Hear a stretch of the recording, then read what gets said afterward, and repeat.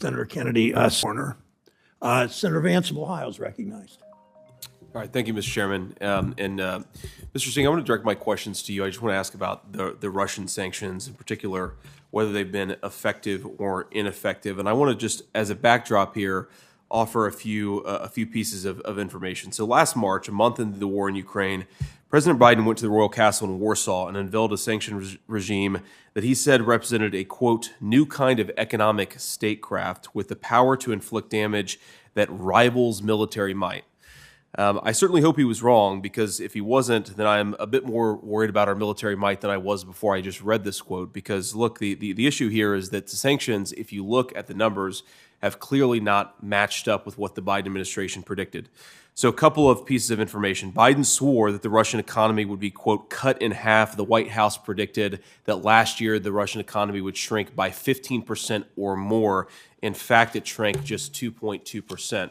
Biden, I believe, said that the Russian ruble would be reduced to rubble.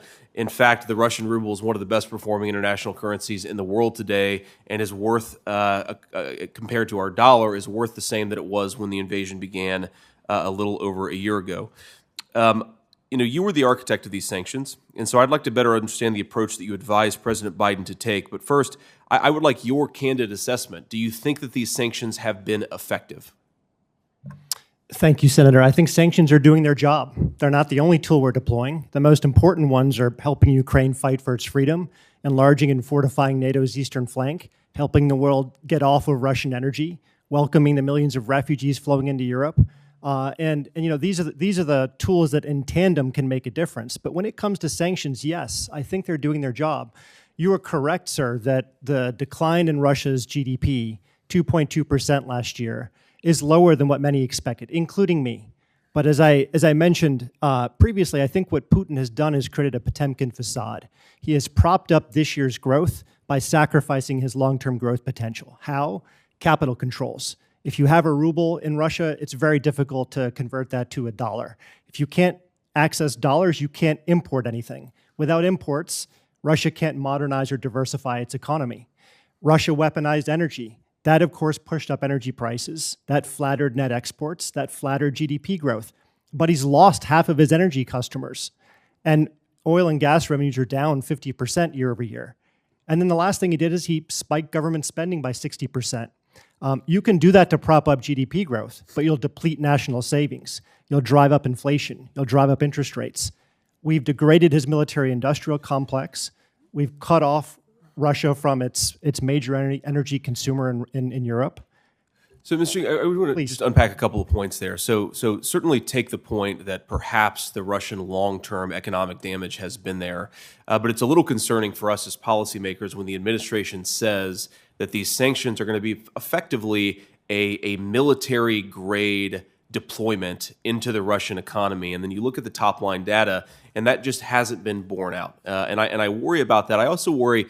I spoke to an international relations scholar yesterday who really expressed some concern about whether America's deployment of sanctions in this particular context and the failure to see obvious short-term benefit to the Americans, obvious short-term damage, or at least nearly as significant as short-term damage to the Russians, actually causes some credibility issues with our own government.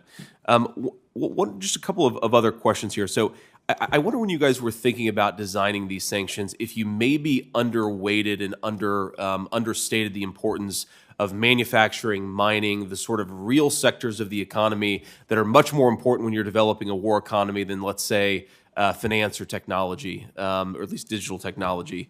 I'm sort of curious there, sort of how you think about that, because you mentioned the Russian industrial base being degraded, but when I look at the Russians, having a 6-to-1 artillery advantage against the Ukrainians and being able to, apparently as far as the eye can see, develop artillery munitions in a way where already America's stocks are being depleted.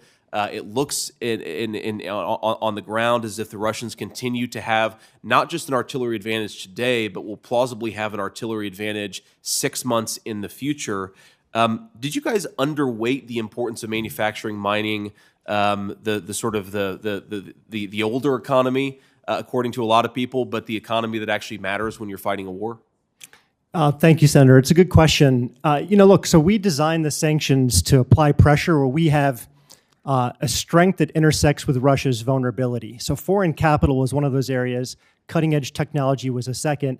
And yes, we have gotten into supply chains where we feel like we had collective leverage over Russia. But, look, I think as it relates to the battlefield impact, we'll never know because the intelligence on the ground in Russia is so sparse. But every indication that I've seen is that he's running out of precision-guided munitions, running out of avionics, night vision goggles, satellites, tank production, car production, and he's having to rely on industrial goods like dishwashers and breast pumps to actually function his equipment in his military. He's relying on North Korea and Iran to substitute for the kind of technology you need to prosecute a war of this scale. Meanwhile, we're supplying the most sophisticated weaponry that we can to Ukraine. So I think we're giving leverage to Ukraine on the battlefield. That's really where it matters most. Sanctions will never be a substitute for that kind of support. Thank you. Thanks. All right. Thanks, Thank Singh. you. And I've been left with